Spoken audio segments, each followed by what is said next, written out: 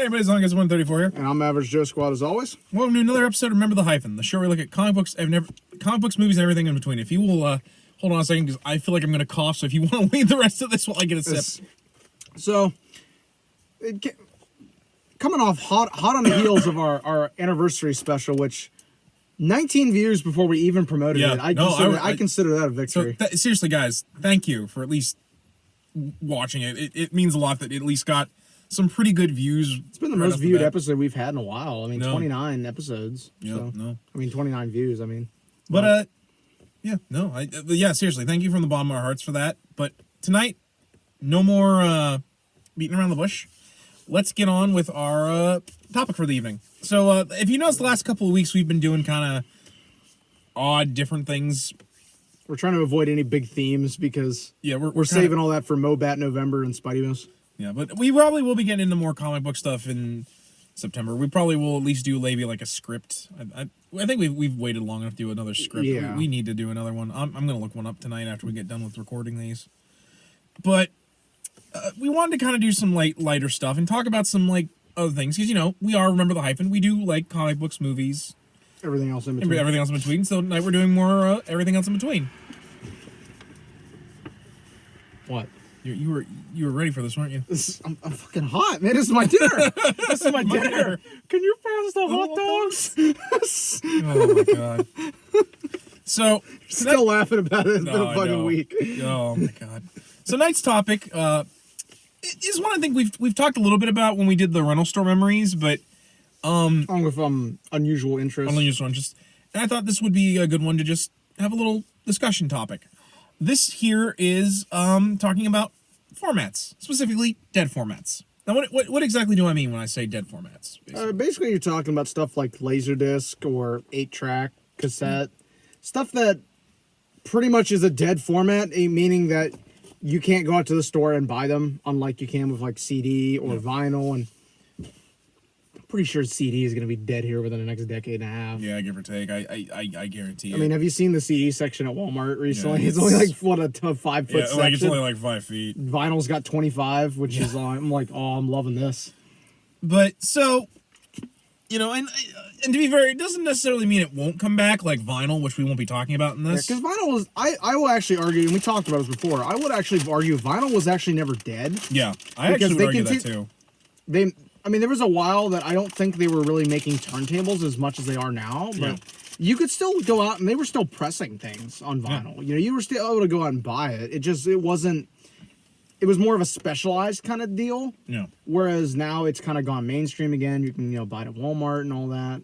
Because I remember for a while they were doing vinyl as special prizes when movies and stuff came out, like that Amazing Spider-Man. Yeah, I actually two friends of mine, shout out to them.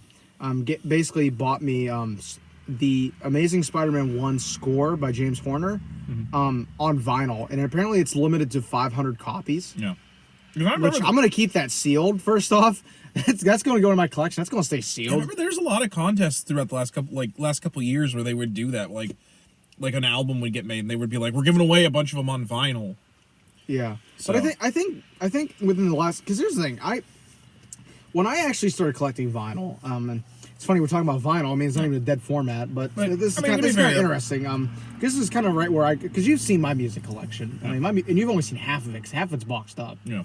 But when I really started collecting music heavily, I started collecting cassettes and vinyl. Were the two biggest things I collected because I could get them cheap. I could go out to secondhand stores and I could pick them up for a couple bucks. I could get maybe 8 albums. Yeah. Or maybe get 10 cassettes. So I would get those. Because I had a stereo that had everything. I had 8-track, cassette, AM, FM, record. I had everything. Toaster? No, couldn't play on a toaster. Damn it. The only thing I never had was reel-to-reel, which I actually had an opportunity to buy one of those recently, and I didn't do it. Yeah. I think I really should have, because I need to get a reel-to-reel player. Yeah. Speaking of cool. You want to start off with the reel-to-reel player? Kind of talk about it? Yeah, we can. It's in my backpack, but sorry. It's in the front pocket if you can reach it. But to kind of finish up, basically, when I started buying music, it was not cool to collect vinyl. I actually got picked on. It's in the very front pocket. It's in a white box. Oh, okay. So I did grab it. Sorry. Yeah, it's in a white box. My bad. I didn't realize I. That's okay. I grabbed it. But basically, we're professional here. It basically, real professional. But it almost wasn't cool to collect old stuff like that. Like Yeah. I remember in high school, I got picked on a lot because I collected vinyl. You know, and then like in the last like 6 years, you know, it's the in thing to get vinyl now, which I'm kind of like, nice to know I got picked on for years for liking to listen to shit on vinyl and saying for years that vinyl was a better format than CDs because it sounded better because it's analog and I think the speakers are analog Yeah. and I'm not losing sound quality on it, and also it's cool because it's from the 70s and 60s.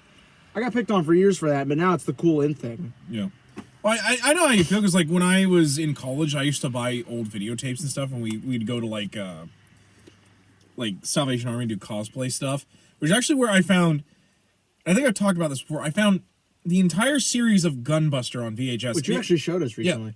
and and you know, I'm sure people are like, oh, that's not that like that wasn't what was impressive. The fact that it was subtitle was what got me. I'm like, because this was like the 80s. It was a library copy. Yeah, it was wasn't a library copy, and it was an anime on VHS that was subtitled, and I was like, But you told me the first time you told me about that, I was like, that was to me like I'm not even an anime guy, yeah, and I knew that was unheard of. I was like, what the fuck? because like, and one of these days I might actually talk about like if you permit me, I'd be willing. I'd love to talk about like the whole idea of foreign cinema being brought over here because that just wasn't how Or you just foreign things in general. Because remember, I have a Mexican issue of Amazing. yeah because like with anime you didn't Because I have that, and forgive me for interrupting you. Because I have the Mexican version of it, and I have the American one too. but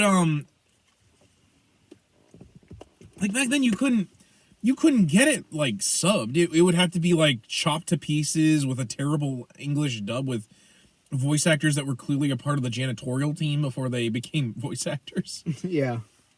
But anyway, let's get on to the Yeah, so one of the formats, since I mentioned reel to reel earlier, I don't actually have a reel to reel player, and I don't have any reels. And oh my god, it smells like a musty basement. Holy shit! yeah. I did get a I waft got a of whiff of that. It's like the basement mold smell. But anyway, I do have a reel, just an empty tape reel for this. I got this out of a basement, one of my family members, but like I said, I don't have a reel to reel player. I don't have any tapes, but it's just kind of cool to have. yeah. I mean, No, like that is I don't really think I've neat. ever shown that to you either. Like, go ahead and like look at that. Yeah, because I still love this. It even has like a side 1 and a side 2.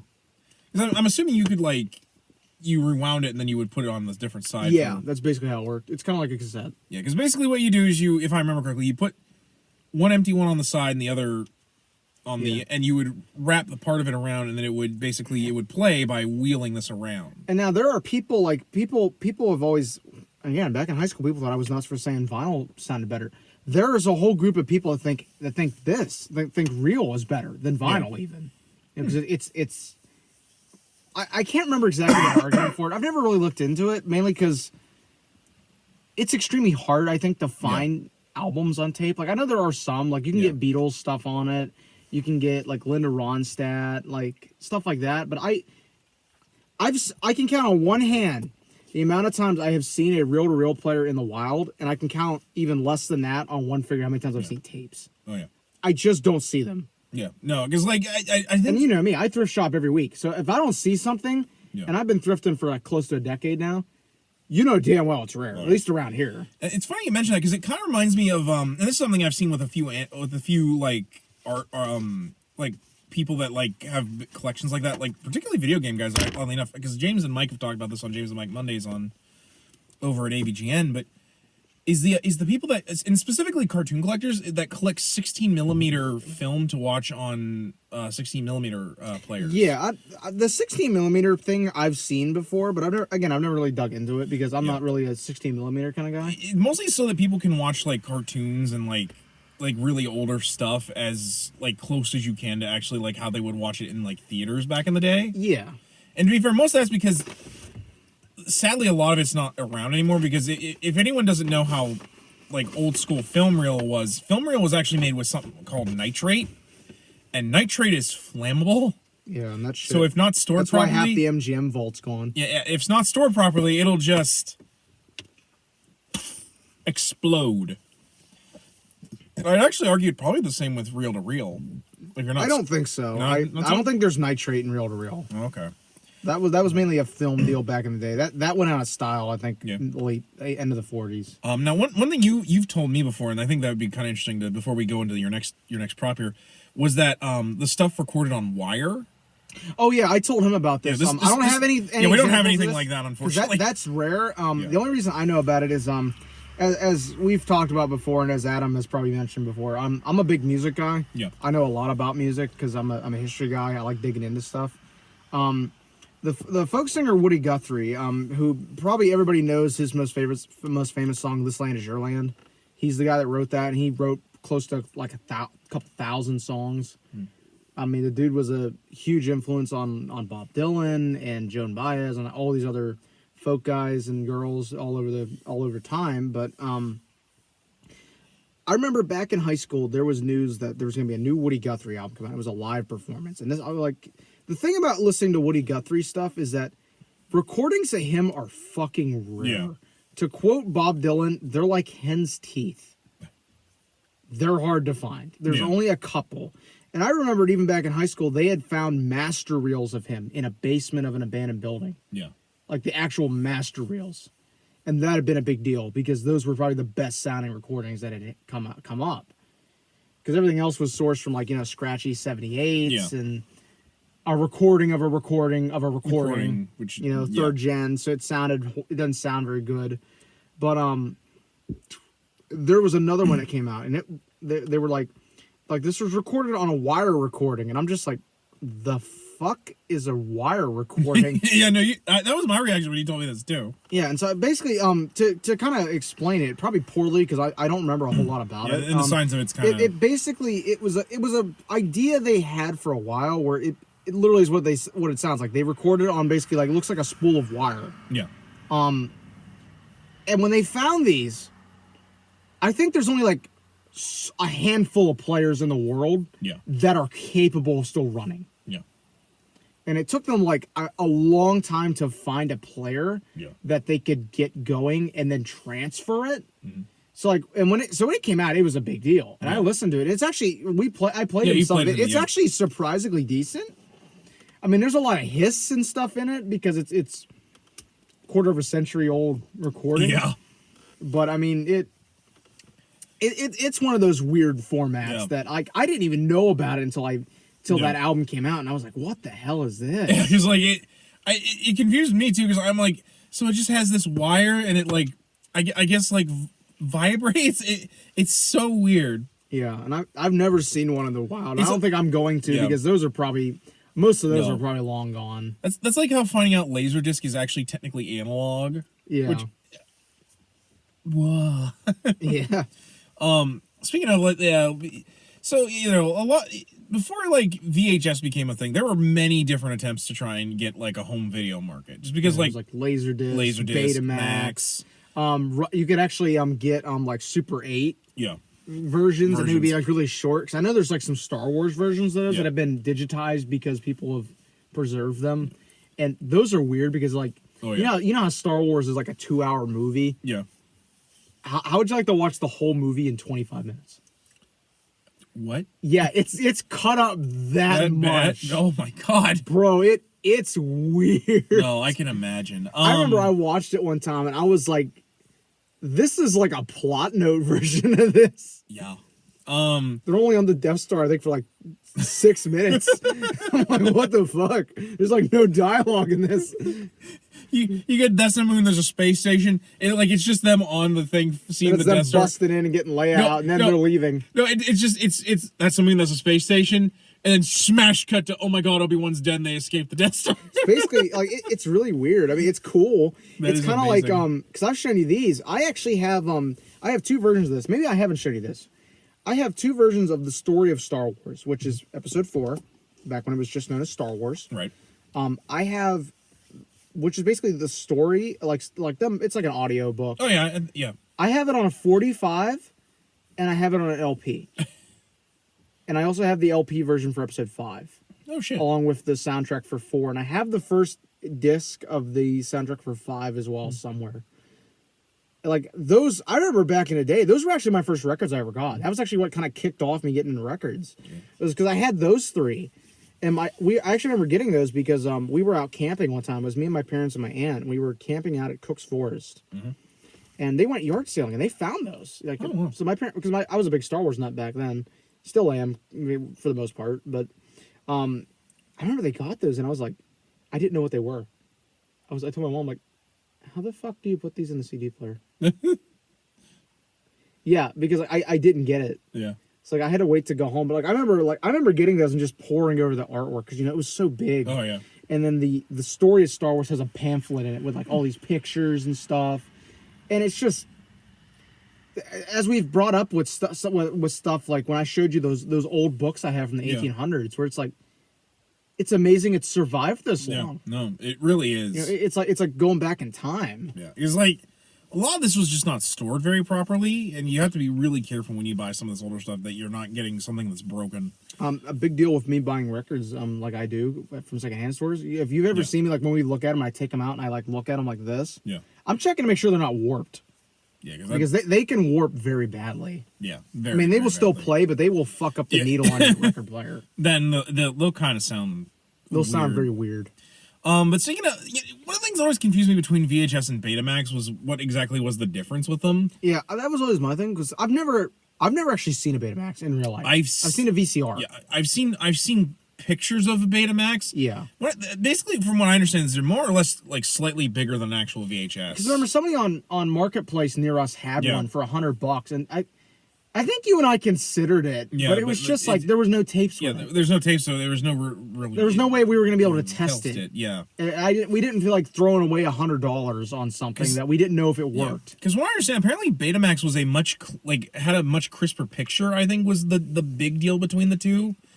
But I think VHS was cheaper to make and easier to record with, which funny enough is actually partially due to the fact that, and this is something that people degrades. Well, not just not it degrades. It was just cheaper to use.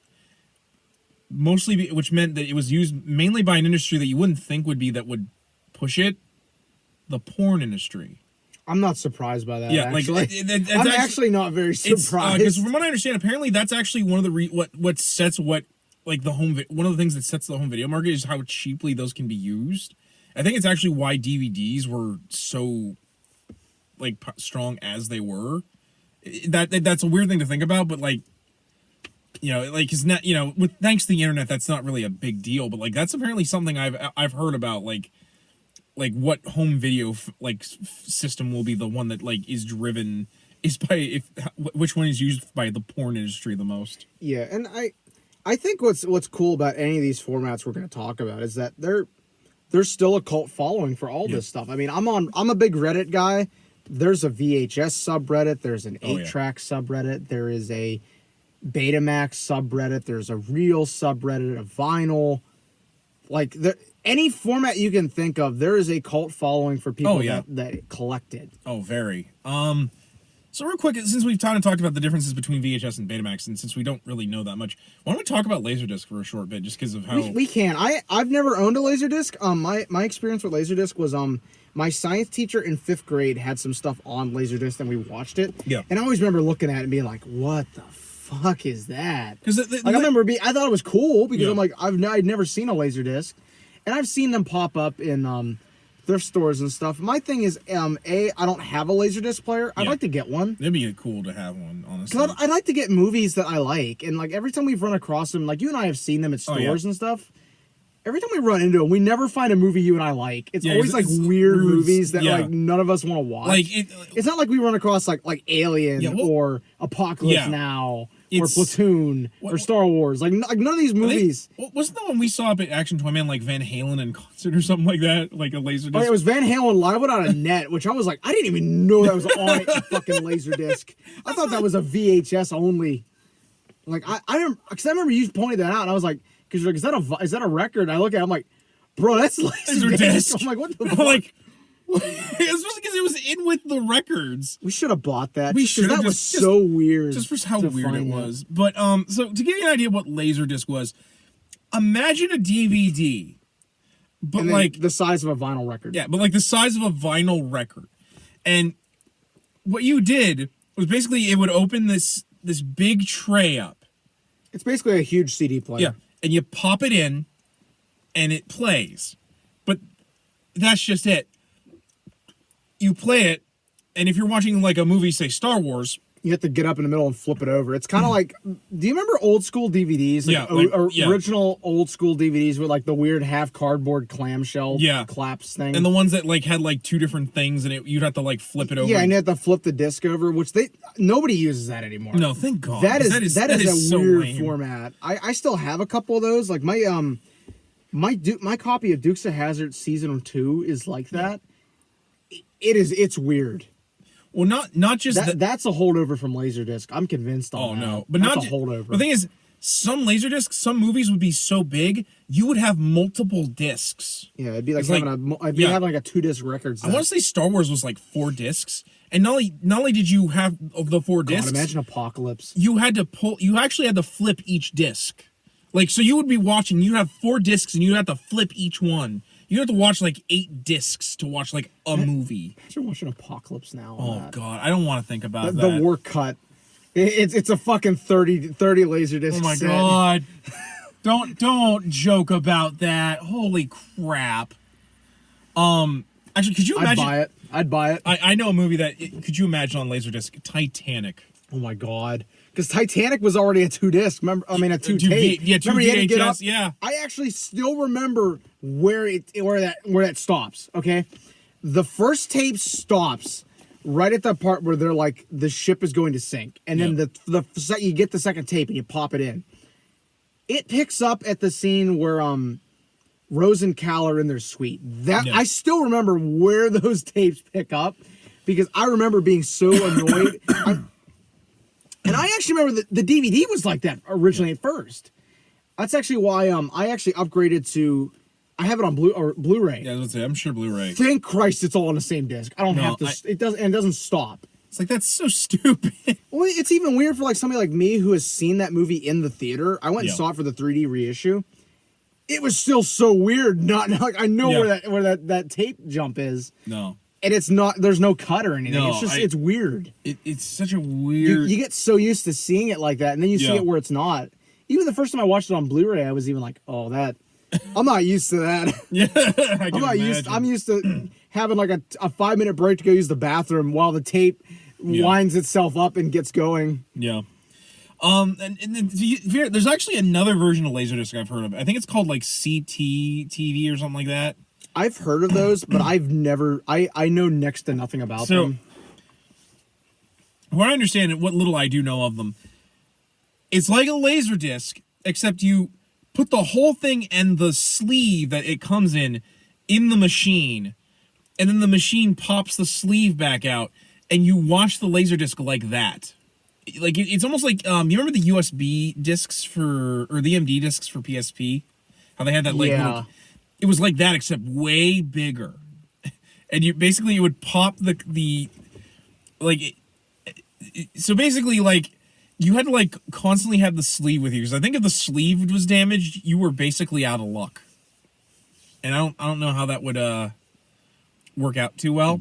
Yeah, that's another one of those formats. It's like, what the fuck were we thinking? Right. No, and to be fair, I know a lot of people who like Laserdisc because Laserdisc has a cult following. Well, I think a lot of people say it actually has a even nicer look than DVD, which I find weird because here's the thing about Laserdisc, it's analog. It's not actually digital; it's analog, like a VHS. Well, here's why, because it's the same deal with vinyl record. Vinyl record sounds better to you listening. Like the album will sound clearer; it will sound better. Vinyl is analog. Yeah. Speakers are analog. Okay. When something is digital, like you're playing a CD or you're playing a DVD or you're listening to MP3, your speaker has to convert that. So basically, it gets sent from your player to the speaker. Along the way, the player has to convert it. Yeah. To play on that, you're gonna lose sound quality. Okay. Record is analog, so it just goes straight to the speaker and it sounds better. So with that, they're probably arguing the picture looks better because the player isn't converting it. Okay. And it's actually interesting. The thing about Laserdisc that a lot of people don't know, My buddy Hans didn't know this about the original Star Wars trilogy. They have released that on DVD once. Yeah. The original theatrical cuts. Right. They've released those on DVD once. And it was in 2004, right around the time of Revenge of the Sith. Yeah. It was a 2-disc set. You would buy it, and you would get the special edition on disc 1, and you'd get the original theatrical cut on disc 2.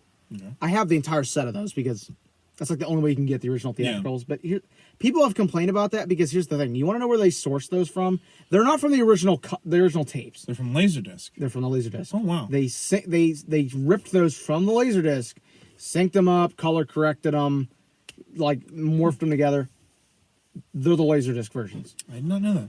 Yeah, you're getting when you watch those, you're getting the Laserdisc version of the original trilogy. And people have complained about like the quality's not as good on the Laserdisc copies. It's weird. Yeah. I wish they would just release the fuckers on Blu-ray already. Speaking of clean them up. Speaking and do of that as a box Laserdisc set. and ways to watch movies on disc format. So, as an anime guy, one of the hardest things about watching anime was getting it in a home video format because of the fact that I want to say VHSs actually were region locked, so it was actually hard to play video here. So basically, what would happen is, I think for those they would have to take the digital copies they had of the show and convert them to VHS. But that was for if you were because a lot of people don't remember a time when anime wasn't nearly as easy to get over here. Basically, the only things you would get on home video for anime would be stuff like Dragon Ball Z. Basically, the popular stuff would be the stuff you'd see in stores. Pokemon, Digimon. And even then, you would have to be careful because, for instance, Dragon Ball Z actually had 2 different releases for the VHS. The TV edit and the uncut. So, for example, the scene where Raditz gets a hole blown through him and Goku get a hole blown through their chest. You wouldn't get that on the regular version, the edited version. You would have to find the unedited version if you wanted the version they show on Adult Swim. And again, unless you taped it off. Yeah. Well, depending, because Toonami only showed the edited version for TV. If you wanted to watch the uncut version, you'd have to watch Adult Swim at midnight because that was when they were allowed to show the uncut. But even then you couldn't get stuff like certain movies or shows that they wouldn't show in in Japan or they only got to Japan. But in the early 2000s, thanks to the introduction of the internet and mailing systems, we were able to get around that. So let me introduce you guys to VCD. Now I found this at the same place actually he got his Sega CD. Which we need to go back there at some point because God, I might actually buy that Electro TASM 2 thing just because why the hell not? Yeah. But yeah, this is Gundam 0083 Stardust Memory. I've actually not watched this yet because I'm afraid it'll break if I do. One of these days I will have the courage to do it. But when I picked this up, I thought this was just a DVD collection I'd never seen before. And it's old too because part of the case is broken. But I know this is probably an export. Not just because of what it is. I remember you finding that and even being like, "What is that?" And I think I told you I was like, "Is that a VCD?" Yeah, and for one, I know this is an import because of the fact that the discs are coming in these stupid flimsy sleeves, which I hate because I'm always afraid they're gonna break. You need to get some of those slim cases or at least upgrade them into that. But yeah, I didn't know what this was at first until I looked at the corner where it said video CD. Yeah, this is. I remember I told you to look for that. I'm like, it should say somewhere on a VCD if it is. Because I remember telling you, I've never seen a DVD case like that. Yeah, I to be fair, my Ultraman DVD set is like this, but even then, it's a regular DVD. But basically, from what I understood about VCD, is basically it was like a computer CD-ROM that could play like TV quality DVD stuff, because you have to remember there was a time where computers could not run like movies on them, because like compact discs were not like, didn't have that capability. Like when we ran the Sega CD, if any of you remember on my channel when we played the Sega CD, it was like a half the size of the screen, and was like, it was really compressed. I think it was compressed to like 64 bit, I want to say. Which, you know, for instance, regular. Oh yeah. What the hell look at those VCDs on the top of that. Yeah, I have no idea what those are. I honestly do not. I might actually buy that because I'm curious now. But I'm curious. Sorry, sidetrack. No, I had to look up. I had to look up because the only reason I even knew remotely what VCDs were when he found that was like a week or two prior, I think it was, which is just ironic timing. Yeah. Somebody on Reddit, because I follow Raimi Spider-Man memes. Right. Somebody posted they found Spider-Man 2 on a VCD. Yeah. And I remember thinking, what the fuck is a VCD? Yeah. So like I remember when I saw you bring that up, I was like, is that a VCD? Yeah, so basically it's like a CD, like you listen to music, but it has the capability of video. And basically only like computers, I think, can run, computers and regular DVDs can play them. PlayStation, I don't think even plays. Yeah, those. I don't think PlayStation doesn't know how to read it. No. Because what I learned is apparently DVDs can play it, but anything more advanced than a regular DVD cannot. Like a Blu-ray player would just be like what the fuck get did this you put out in? of me. Yeah, probably like, what did you put in me? Like, because apparently, like, it was a very easy way for people to get, like, the anime on... bootleg copies. Yeah, bootleg copies, more or less. Although, to be fair, I don't know if this is a bootleg that has to be an official release. Because how much stuff do you know that uses those cases? No, I have no idea. But, like, it's like on the bottom here, this it says the copyright proprietor has licensed the program, including its soundtrack, comprising this VCD for home use only. I almost wonder, like, if this was like made by like an anime club or like they bought it. Watch TASM 1 in Turkish. We should buy that and watch that. Watch You're like, what the fuck is this? Turkish Amazing Spider-Man. It's only $4.99. No. That'd be funny as fuck. Come on, you don't even like when I make jokes in other languages. I would actually be. I'd be interested to watch Spider-Man 2. Oh my god, it's 2 discs. What is that? That's Spider-Man 2 in VCD. Oh, I might buy that because we might actually when we do our Spidey missing, we might actually do that. Like we watched Spider-Man 2 on VCD where we couldn't skip anything. Yeah, because not that you would skip anything during Spider-Man 2, but so from what I understand, I feel like a lot of anime clubs and anime collectors bought these. My guess is when this got gotten rid of, because I think 083 you can get on DVD. Like I think you can get most of the Gundams on DVD nowadays, but like, or you can torrent them. Or you can secret torrent ingredient them. is crime. The secret ingredient is crime. But like, this blew my mind because this is like an artifact of anime collectors, because like because I think I've told you about my like the problems I have with anime is that it's very hard. It's even today it's still very hard to get, because unless a popular American dubbing company gets it, like Funimation or Viz, it doesn't come out over here. And you know, a lot of people get mad that we like because you know, as of this, like one of the more popular torrenting sites just got taken down. Which one? Pirate Bay? Kiss Anime, actually. Oh, Kiss Anime. Got taken down. And it's like, why do you guys get so mad? You should you know, do the official release. And I'm like, that's great. You got money. Some of that shit don't have official releases. And so yeah, some of it don't have official releases. As a Kamen Rider guy, like only recently, like has Kamen Rider been getting official releases, and even now it's only the first series, Kamen Rider Ichigo, and I think Kuga, and even then Kuga has yet to get a DVD release over here. Yeah, which I would be down for buying, but like until then, how am I going to watch it? Exactly. But I've kind of taken up time. Well, no, VCD is one of those things. 'Cause remember, I think I told you there was a Spider-Man 2 when I'm like, I'd like to get it. Just because I have Spider-Man 2 on He's Seen It. I've seen it. I have it on VHS, DVD, 2-disc DVD, widescreen, Blu-ray. I have a soundtrack. I'd kind of like to get VCD, just be like, I have it on everything. Yeah, no, that would be cool. Like I just have it. I might show you when we're going home after we're getting done recording. Phalis has like all these different versions of the TMNT, the first TMNT movie. He has like a Korean VHS copy and like I think a Japanese DVD. He like knows all the different cuts of it too. Yeah. Which, speaking of different cuts of movies, coming soon.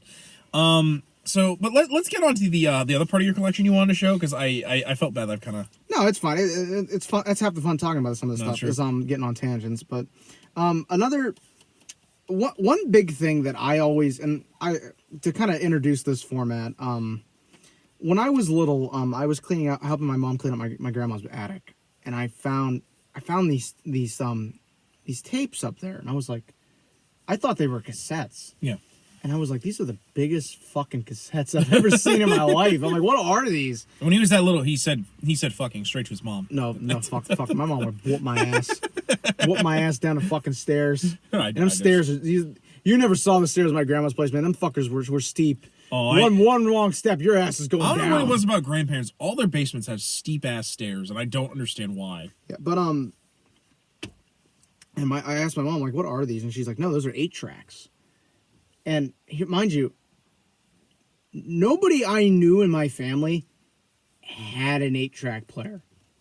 That was officially a dead format at that point. Yeah, no, that It was years before my other grandma actually had 2 of those big. You ever seen those big like furniture piece record players? Oh yeah, where they open up and everything. Yeah, like with the wood paneling. Yes. My parents actually had one of those for a long time when I was little.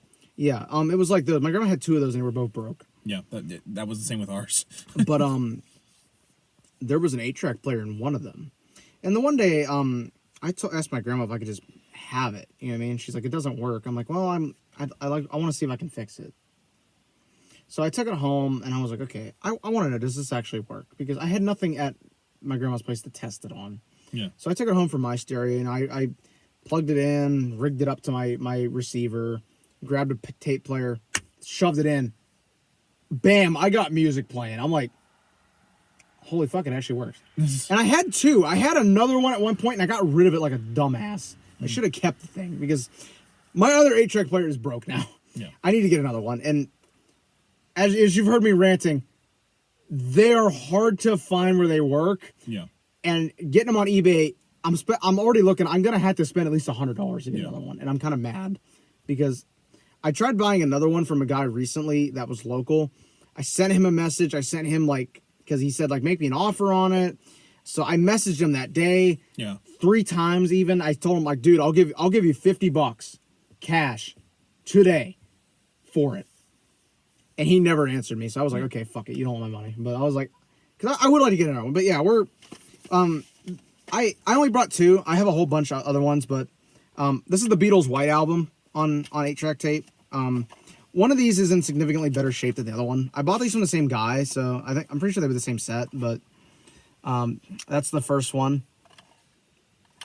And this is the second one. And Why don't you show them the back of it real quick, just to give them an idea what everything part of it looks like. yeah, they're just like blanks basically. But 8-track's always just one of those things that's cool because everybody I know, the older gen, like my dad, my mom, that listen to these growing up. My dad's favorite story is he's like, when my dad was young, he's like, I had a Mustang, and I thought I was cool shit. Yeah. He's like, I remember getting my license. I got my Mustang, I'm gonna go drive down to my buddy's place. And he's like, thought I was king shit, I had Bob Seger Live Bullet on 8-track tape. Had the comb underneath it just perfect so it would play because he's like, otherwise the tape wouldn't play. Really? All right, because that's the one thing about this. These are finicky as shit. Yeah. And he's like, I ran a stoplight. First day that I had my license. I ran a stoplight because I was jamming out a live bullet. But yeah, that's one of these things. And I have some of these. On the old player, I had a couple tapes where they wouldn't play right because the thing that's notorious about these is that they have to sit just right in the player for them to read and for them to play right. And that's where the comb trick comes in, is because basically what you'll do is you'll put it in the player and you'll shove a comb under it and it'll keep it sitting upright just enough that it'll be perfect. and it's just weird. But like I said, 8-track has always been one of those things. I see less of these than I do vinyl and cassette. Yeah. Furthermore, it's hard to find rock 8-track tapes. I always usually find like shitty country music, like not even good old country. Like I'm talking like old country that nobody listens to. And now, for your viewing pleasure, Mr. Conway Twitty. No, I don't. Not even Conway Twitty. Not Just even Conway Twitty? old shit. Like shit I've never even heard of. Oh. So like whenever I find rock 8-tracks, I usually scoop them up because I'm like they're hard to find. And I mean you've seen them. I have a whole stack, probably about yay high. No, he has a big stack. Tape. He's a big old stack. I have Meatloaf Bad Out of Hell on 8-track tape. Because you love him till the end of time. I'll love you till the end of time. I'm trying to think of some of the other ones I have. I have a good couple of Marty Robbins ones, some Elvis ones, Steely Dan, Paul McCartney and Wings Band on the Run, Leonard Skinner. I'm trying to think of some other ones I got. Eagles, Fleetwood Mac. Like I just have a bunch. Whenever I find them that they're rock albums and they're even if they're in shitty shape, I have a couple ones where the tapes are like actually disconnected in them. I buy them anyway because you never run across them. No, it's true. And they're just kind of cool to have. But you think, these I actually bought on eBay. You think Fleetwood Mac, if they owned a bakery, when you went in, they would sing that they would sell you pies, sell you sweet little pies? You know, fun fact, actually, that song is on Fleetwood Mac's Greatest Hits. That was actually the last album released on 8-track tape. No, really? Yes. Oh. That was the last one that they pressed on an 8-track tape. I'm pretty sure that it was Fleetwood Mac Greatest Hits. Because that came out in like 1988. Okay. 89. So like at that point, it was still being made at that point. It was obviously a dead format because everybody had moved on to cassette. That's like with games, video gaming, how like the previous console will still get games for like a year. Or like the PS2 was, the PS1 was still getting games in like 2003. PS2, I think, was getting games to like 2010. They were making them up to 2013. Yeah, well, partly because I think in Japan they were still making PS2 games because PS2 was it's kind of like they make in Japan. They still make Dreamcast and Saturn games, like the homebrews. Well, then I think it was also because the bootleg market at the time was still making stuff. Yeah, because I know a lot of weird PS2 bootleg junk. Oh, looks like we're moving on to yeah, because like I said, the only other thing I can offer about 8-track is 8-track tapes are cool to collect. The problem is getting a player that fucking works. Yeah. And because here's the thing, 8-track players, they're very simple inside. Remember when mine broke, I unscrewed all the bottom of it, I took it out and looked at it. It's very simple. Yeah.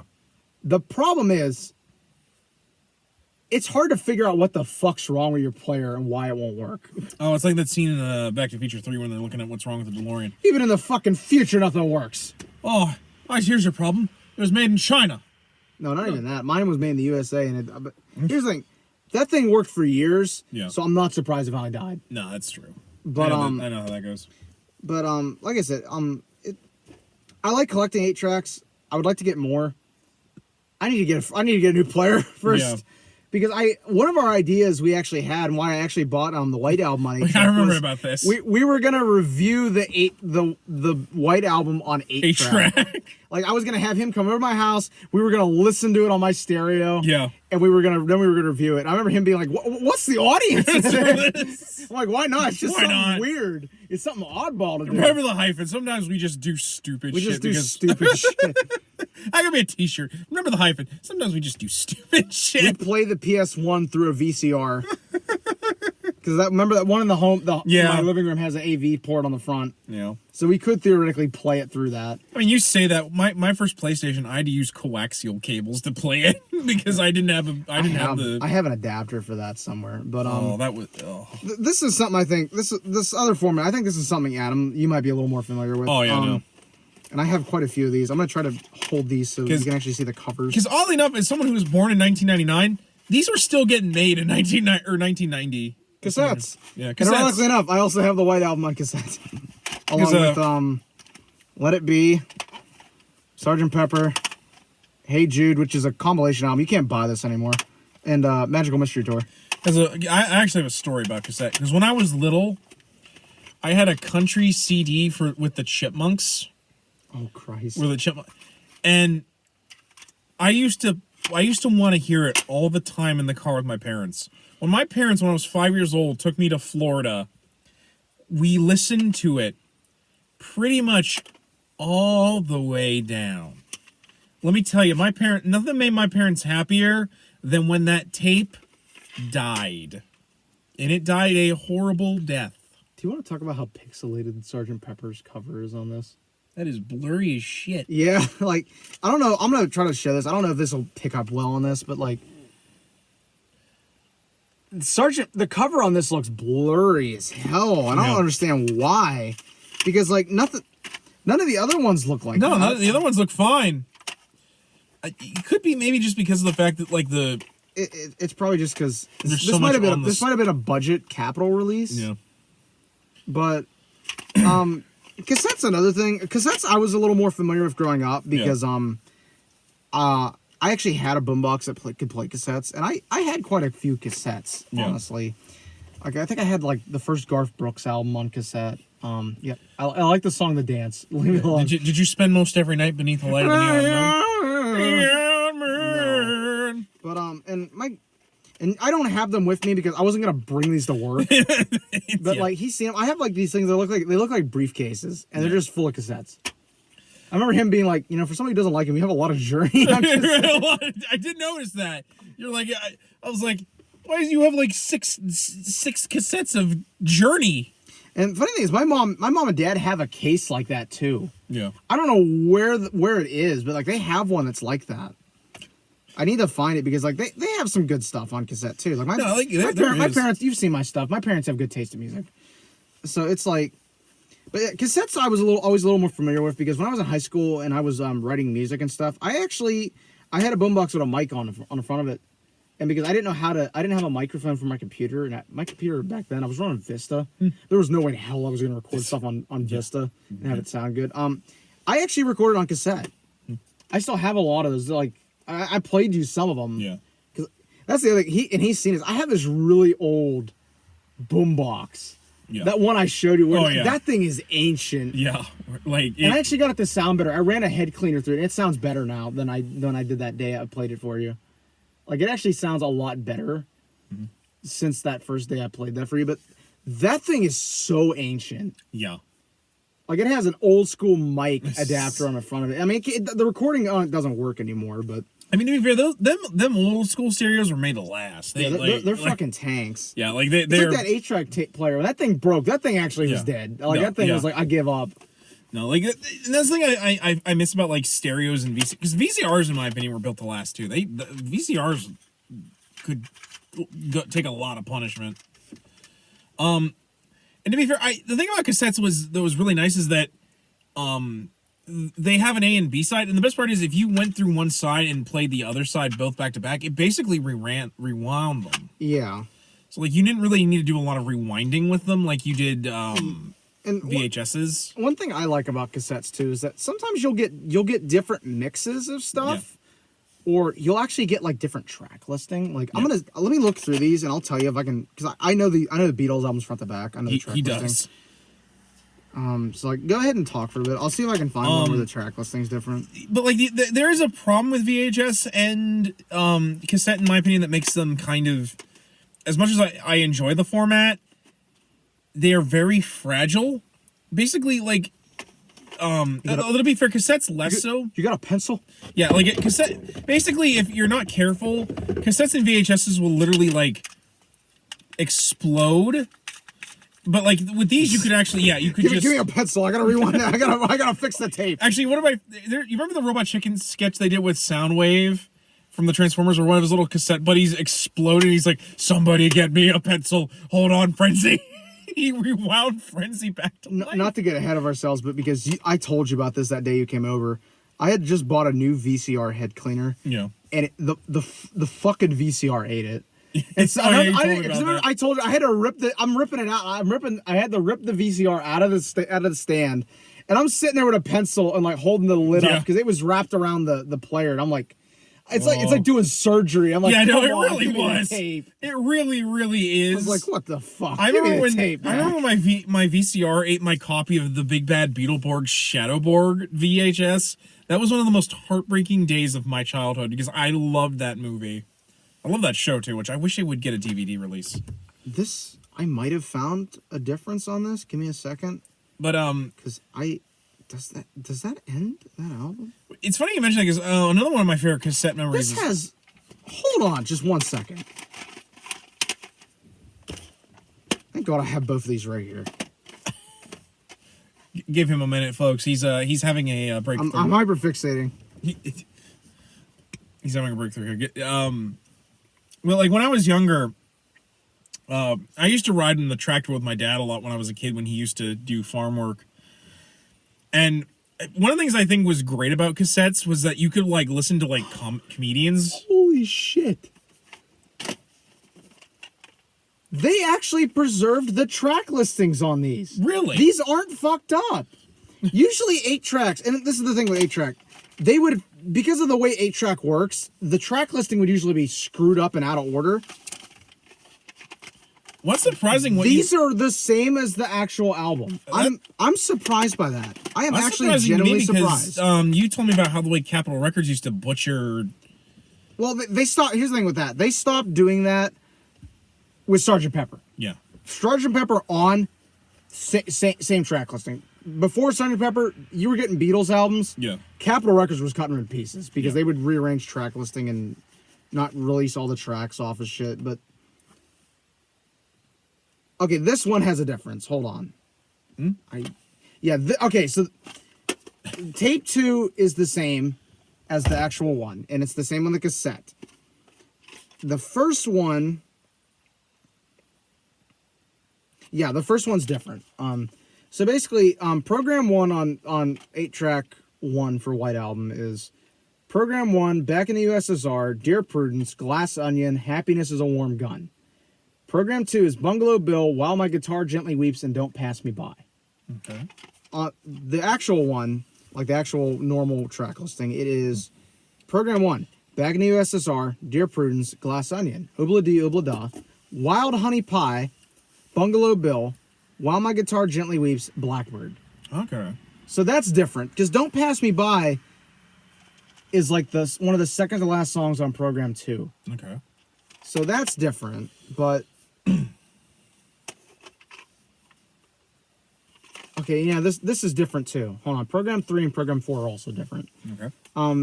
Program 3 is Oobla Dee Oobla Da, Wild Honey Pie, Martha My Dear, which on the original track listing, Martha My Dear is near the end of the first set. Okay. Because it's after Happiness is a Warm Gun.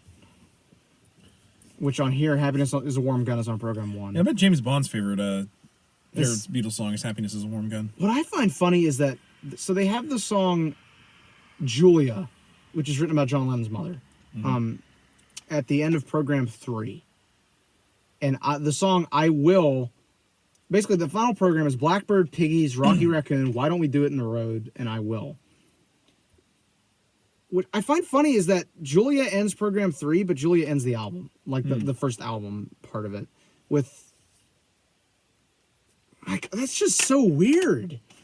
Like, I think if I listen to this on a player, I think if you and I were listening to this at my house and we like I didn't look at it and I was just listening to it, you would probably hear me being like, "That is not the track listing. What the fuck is this?" Yeah, like I can imagine that. Yeah, that. Sorry to hyperfixate. No, on that, that's all right, dude. I was like, I knew there was an instance of that, but I was like, that was actually I think an interesting little tangent from Remember the Hyphen. Keep going. I think I might have found another. But when I was little, we my dad actually had a couple of comedian CD video. Is back in the day before like every comedian was on like DVD or video. A lot of them did comedy like cassettes and CDs where you would just listen to like their whole stand-up set. In particular, my dad had Earl Pitts and Jeff Foxworthy. Like I know for a fact that like I think Jeff Dunham did that, which is hilarious to me. Jeff Dunham on audio because like he's just talking to himself, and I think something is a little lost with the ventriloquism. All the cassettes are the normal track listing. So God, that's weird. That- I had never noticed that. It's weird that it's only the first tape that's out of order. Everything else on the second one is the same. That's just weird. No, that is pretty weird. So I think we've talked a lot about it. Let's end the night with Something you and I are both extremely familiar with and fond of VHSs. So And I brought my cool Alien trilogy set, which has Aliens, and Alien 3. And these are all the theatrical cuts. yeah, And this set's kind of cool. I've never seen this again in the wild, but like they look different than the normal normal release. Like for example, this is Alien 3 off the box set, and then this is Alien 3 just the normal one. which is hilarious because that's from Hollywood Video. The VHS. Yeah, it's actually this from the rental store that me and Adam used to frequent. I have Alien Resurrection from that place too. Really. Glad you didn't bring that one because I could talk forever about why I don't like Alien Resurrection. Oh, it's a pony. Oh God!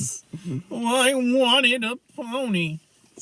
But We need to fuck around here to get off this spaceship. the one thing I don't like about VCRs, VHS tapes, when you leave in the basement, Yeah. is Adam remarked on this. Oh my God! Yes.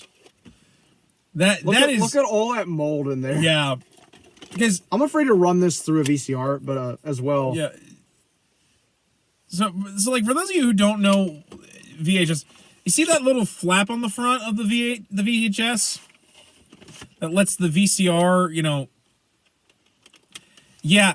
So that lets air in and moisture. So if you don't have them stored properly, And it's only with these, because clamshells don't do that. Well, yeah, because clamshells at least Yeah, have they at least like lock. yeah. These don't. One of these days we Probably might all the Disney ones are really well preserved. like you mean the ones I have in the Yeah, basement. or like the ones I have. Like, and to be fair, VHS was a good format. I get why people think it's not as good as Betamax, but like to be fair, It was decent. it was decent. Like the only problems you had with VHS, and in my opinion, cassette, which is less so with DVDs, but DVDs have their own problems. Basically, if you slightly scratch the DVD, it no longer works. With VHS, basically it would work for as long as it didn't degrade. And to be fair, VHS degraded pretty badly, but like it didn't do it it only did it after a long period of time. The other, of course, was the fear that and to be fair, you always brought that up to me about the fact that people thought VCRs actually caused the degradation more, which is why you should use a video rewinder. Which my thing with that is I don't think that's necessarily true. Yeah. I do think it puts unnecessary wear on your player. As well as an example like this where there's mold. I would rather rewind this through a fucking VCR rewinder Yeah. than rewind it through my freaking VCR and have to clean my heads Yeah, again. because that would get mold all over the VCR. Yeah, and then you try to play the tape and it's got the fucking mold all over the head. That one and makes sense. It would be That makes staticky. sense to me. That's why I have one. And it's funny, my story, and I remember telling this to you about the VCR rewinder. Because for those who don't know about this, like we just said, there was always this fear that if you rewinded the tape in the VCR, Yeah. it would ruin your VCR. Like it would wear the VCR out quicker. It would wear your tape out. Because, fun fact, if you let the tape just run itself out, Yeah. the VCR will stop it and automatically rewind it, and it'll actually rewind faster than the VCR rewinder. Or if you were just to hit stop and hit rewind, it actually rewinds faster. So what they did was they created these things called rewinders, and basically it literally is just that you would have a little thing, you would put your tape in it. Its whole purpose was it would rewind your tape. Yeah. That was it. That's all it would do. And the funny thing is, because I remember telling him when I bought a VCR recently, I got a new one for like $5. I got a good deal on it. It works great. I hooked it up to my TV, ran a head cleaner through it. Works great. But I remember thinking, since I already went through the whole ordeal of getting a VCR, I think I even told you this. I'm like, I should buy a rewinder. Yeah, you did. And because I had one as a kid, and I remember what it looked like. So I actually went on eBay, and I was like, VCR rewinder. I found one that was the exact same model, same color and everything. I was like, damn. So I watched it because I was like, I was going to wait till I got paid. Yeah. Well, I went thrifting the next day, And I swear to God, I'm out looking in the electronics aisle, and I look down, and I'm like, son of a bitch. Found that same rewinder, same model, $2. Wow. And the first thing I did was I grabbed it. I grabbed a tape off the shelf. I went over to where the outlet is, plugged it in, rewinds. I'm like, okay, All right. I have a rewinder now. That is We amazing. had to use that day, remember? Oh, yeah. It wouldn't rewind my one Spider-Man tape Yeah, for some which reason, is which I thought was weird. Yeah. I remember they would do that sometimes. Like that, I think what that is that the tape is froze in the cartridge, and sometimes it just needs to be rewound through something with a lot more, because the rewinder doesn't have as much force as the actual player does. So sometimes you had to put them in the player and actually just rewind it a little bit to get it to actually go through the rewinder. It's weird. Little nuisances you and I both know because we worked with VCR and tape for so long. Yeah, because VCR, like... that was what I grew up on. As much as I love VCR, it could be finicky like that. Like, yeah, or it would eat the tape. yeah, which is the worst. God, do you remember we were trying to watch some of those old tapes I taped? Remember I had to keep cleaning it because like the heads were like, bro, what are you putting in me? It's not gonna work, dude. Yes, I had to keep cleaning the heads. Yeah. And remember, once we did that, I would throw the tape in, it would come back on. Yeah, and it worked. Like I said, I'm just glad you can find the head cleaners for those still. No. Like people, like there's a third party that still makes them. Do you think VCR or VHS will come back like records? I honestly believe so. I don't think it's going to be for a while, but I think so. I think it could, but here's my thing. I think if that were to happen, I think VHS would have a better chance of coming back than cassette or 8-track. Because my biggest thing with cassette and 8-track is that while they're cool formats to have, and they're cool formats to like collect and just kind of play and stuff, they're both pain in the ass to use. Just because like you're listening to a cassette, you want to hear a certain song. Yeah, you get the... Oh my God, it takes forever to fucking rewind through it. And then you gotta you gotta fool with it to get to the start of the right song. Yeah. That's finicky. 8-track tape is just a pain in the ass to work with. Whereas VHS, you just usually just pop it in. I still find it funny that I got tapes. They still remember where I left off fucking years ago. I don't remember where I left off, but the tape does.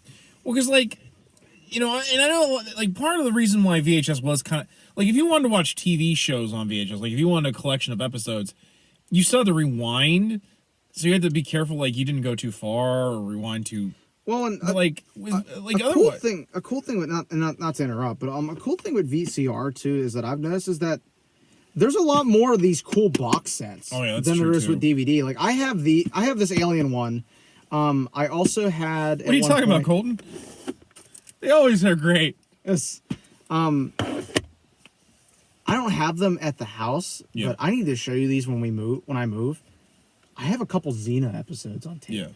And it's like the ones where like you would get sets. I remember I've seen X-Files ones like this, where you would get so many episodes on a tape set. It'd be 3 tapes, and like you would put them like side by side, and they would have a picture. Well, that was like Dragon Ball Z actually. Like the a lot of things did that. The Beatles anthology VHS set does that, where it would make a picture, you know, and it was just a kind of cool like little novel thing. Like it doesn't make or break the set. No, but like it's. I mean, like look at this thing. Yeah, like it's something special. This looks cool. Yeah, it was something special. Like a lot of DVD sets sadly don't really do that as much nowadays. I think, and there's actually a version of this where you can get Alien Resurrection with it, but I've never ran across one of the wild like this. I remember I found this at a store one day, and I was like, I gotta buy that. Because I think I only paid like, I think I told you, how much did I pay for this? Like $1? Like I paid $1 for this. Like, and like as we've talked about, I mean, you and I have watched stuff at my house on VCR where it's like, I have this stuff on Blu-ray and I have it on DVD, but like, it's just something cool. I mean, like you've seen my Bond collection on tape that I have. It's just something kind of cool. Right. I remember that night where we had filmed an episode. Yeah. And I went home and hooked that VCR up because I had bought it. Then I had to go to work, so I didn't even test it when I got home. Yeah. I had tested it in the store, like I had thrown a tape in it, like hit play, and I had like listened to it to hear if it was like spooling up and everything. Yeah. So I went home, Because remember, I bought the AV cords for that fucker. Oh yeah, you did. I bought the AV for that fucker at work. Impossible for us to find. It took forever for us to find the AV cords. It's a dead format. I'm not surprised. Yeah. I hooked it up to my TV. I think I threw in Star Wars Episode 4, and then I think I passed out. I passed out watching 4 on tape. Yeah, you did. I woke up to that blue screen. I was like, oh, I remember now. I left the VCR running. Oh yeah. Popped the tape out. It was rewound. I'm like, memories. Memories. Like the I don't have a remote for that fucker though, and I tried programming. I had a universal one. I can't program that fucker for that. No, because here's the thing, it's an off-brand. Yeah. It's not like an RCA or what's some other one, Zenith. Like it's not, or it's not like one of those. It's like some weird. Yeah. And like I looked up online like codes, and like the VCR, like the remote I have wants you to put in a 4-digit code. I can't find a 4-digit code for this. So I think it's going to be one of those instances where I have to get up and physically hit the buttons. Yeah. Which I don't really mind. Yeah.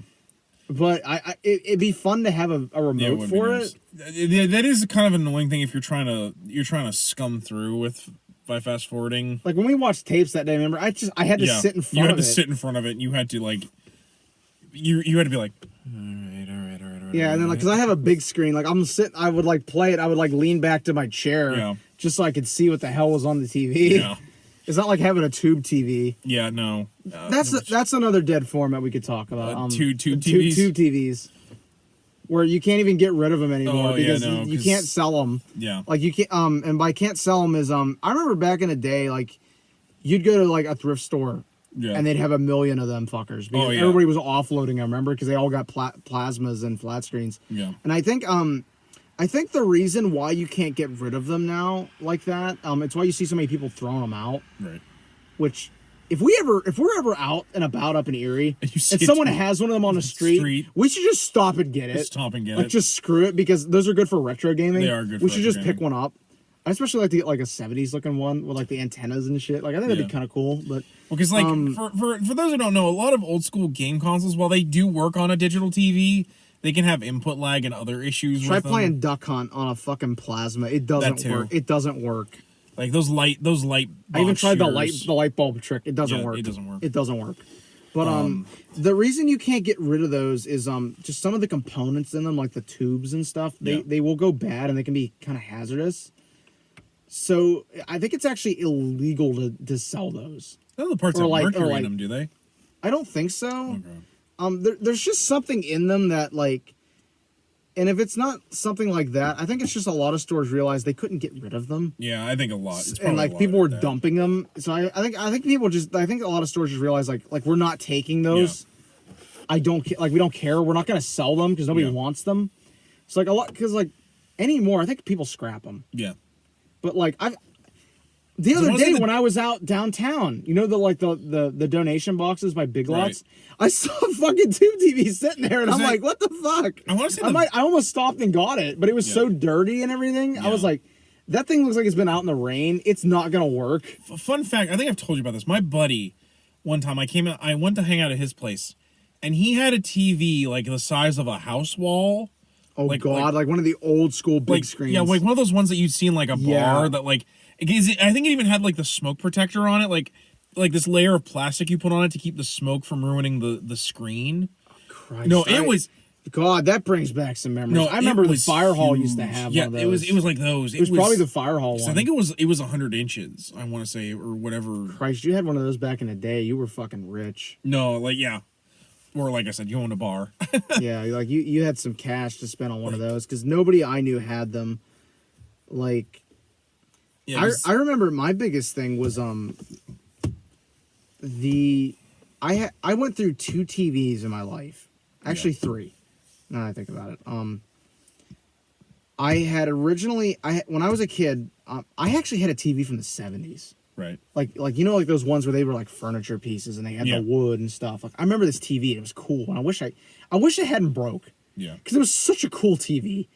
Like it had like wood grain and like the buttons in it. You would have to pull like this sleeve down because like they would have a button like a door. Mm-hmm. I had no remote for it, so you had to get up and manually hit the buttons and stuff on it. But And it was in color and everything. Yeah. It was a great fucking TV. And like when we moved, it broke. So Yeah. I think somehow in the move, because it was a heavy fucker. Yeah, you probably. It got dropped or something and it broke. But I got another one, and I used that TV from probably about.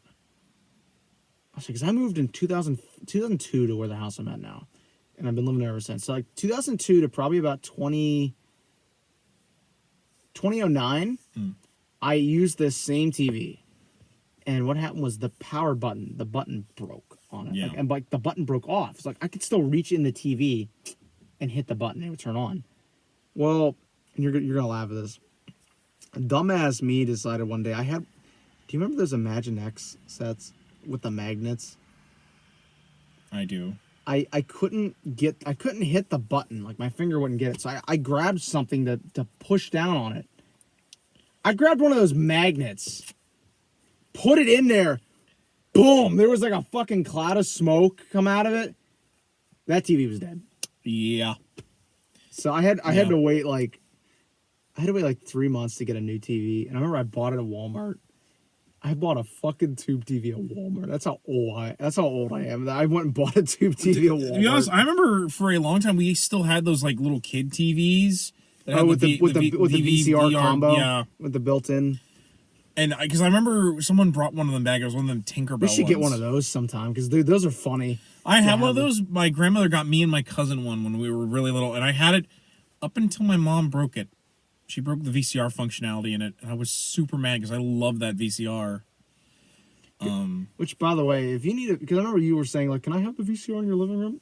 Talk to Justin. He has one he's trying to get rid of. Really? He'll literally give it to you for free. I was kind of kidding when I said that. But, I know, but if you want one, ask Justin. He'll give you one. Speaking of I remember my mom had a VCR DVD combo, like VCR DVD, and those things were fragile. I remember because she had the VHS part of it broke, so she had to try recording with DVDs, and that thing was finicky to get working for recording. God, VCR DVD recorders. I never once got one to work. No, they correctly. never I worked. never understood why they because it's not like I knew how to program a VCR. I could tape shit off TV. I used to tape NASCAR races all the fucking time. It was easy as hell. Yeah. All you had to do was make sure your TV was hooked up to your receiver, and it would tape perfectly fine. And and like there's a way to set it to begin when and like You could put it in LP mode where it would actually record at a slower pace, so you could get more on the tape. Yeah. It would be a little less quality, but like you could get more. Like with me recording NASCAR races, when you get a fucking race that goes on for 4 hours due to getting red flagged and all that shit, you needed to put it in LP mode almost. And to be fair, VHS still had like a lot of they did like 6 hours. You can still find blank VCR. Oh, yeah. I found them at dollar stores before because like people can't get rid of them. Next time we go somewhere in Erie and we find some blank ones somewhere at like a dollar store, we should buy them. I think you took the legs off that mosquito and did nothing else to it. Fail. You can see the legs are right up there. I've crippled them. But I think on that note, I think we can wrap up. Yeah, the only other thing I have to offer about VCR is about this box set too. It's just like, can we just talk for a minute about how cool the side art is on this? Oh yeah, no, that looks. Like I've been looking at this amazing. for like a couple minutes now. Like, because you got like the egg, I think that's the queen. Yeah, that's the Queen's, the Queen's, and then like the embryo one. Yeah, But like look at this. I don't know if it's gonna focus very well, but like, this is just cool. Yeah. And like the Fox logo's different colors for each one. Like Alien, Alien's green. Aliens, it's blue. Alien 3, it's like a yellowish. Green. Like that's just cool. No, and there's something I miss about DVD box sets because a lot of them just don't do anything like interesting like that. Remember the Star Wars ones? Yeah. I have two of those where like the Star Wars VHS box sets. Mm-hmm. Dude, they were the coolest fucking shit. Yeah. And I remember like they had differences. Like you would get the special edition ones, and it would be a gold trim. Yeah. And then you'd get the original theatricals when they were still doing them on tape, and you could get them in like silver. Yeah. I have both versions of those because I'm a nerd and I like different versions. But and I remember like back in the day, dude, this was probably a $50 set. Yeah. It was. And now you can get them for like a couple bucks. Well, yeah, people are like, I want to get rid of them. Well, not that you can get like now on DVD and Blu-ray, you can get like the whole set for like $20. Yeah, mono compatible. Oh yeah, because back when you didn't have. These all have mold in them too. I remember. Real quick. I remember the Fox Video. I remember that label on them. Remember Spider-Man's one? It was just white with blue lettering. Yeah, I remember that too. Yeah, let's look at these real quick while we're on the topic of inner labels. Yeah. Holy hell, that one has no mold. Yeah. Weird. Yeah. Probably just because you played Alien the most. No, actually, I played Alien. That's why I'm like, why That's what I mean. Well. Yeah, there's the. Well, I meant more because you probably got more moisture in it just from the air, from having it out. I don't know. That one doesn't have a whole lot either, though. That one still remembers where I'm at. Yeah. I think I got fed up with that movie and turned it off. Oh, you getting fed up with Alien 3? That's Look, man, impossible. I don't fucking like Alien 3. Christ. One of these days we need to do an... Because we already did an Alien retrospective. I think we banged on Alien 3 for a while. I know I don't like Alien Resurrection. Just because I don't like Alien Resurrection doesn't mean I like Alien 3. I'm actually gonna buy I forgot to tell you, I'm actually gonna buy the novelization of Alien Resurrection because I'm curious. Yeah. Because I have the novelizations for Alien and Aliens. There probably is one for 3, but I've never ran across it. But because kind of divulging into Alien lore for a minute here. There's so many fucking Alien novels. Yeah. You've seen me. I have a couple of them, and like they're all pretty decent. I mean, they're decent little novels, but like there's so much Alien stuff. Yeah. And it's kind of sad that like you don't see a lot of it anymore. I mean, what's the most we've seen Alien recently? We've seen Colonial Marines and Isolation, which both of which I still need to play. More so with Isolation because I don't want to play Marines because holy fuck, that game's broke. Yeah, I was going to say that, and all because of one line of code. One line of code. Not even one line of code. One letter in one line of code. If I can get a good deal on it for PC, maybe I'll buy it because I'm sure there's a mod that fixes it. There is. I know that there is a mod that fixes shit because it. the modding community. I'm a Bethesda guy. Let's be honest. The modding community fixes everything. Yeah, it really does. But I think that's gonna set it up because we still have to record another one tonight. So I think we might as well. Because I think we've talked a pretty good length about dead formats. It's like I said, it's always interesting to see the past just to see how far we've come. You know, I wait for the day when movies are just streamed straight into our brains via computer chips.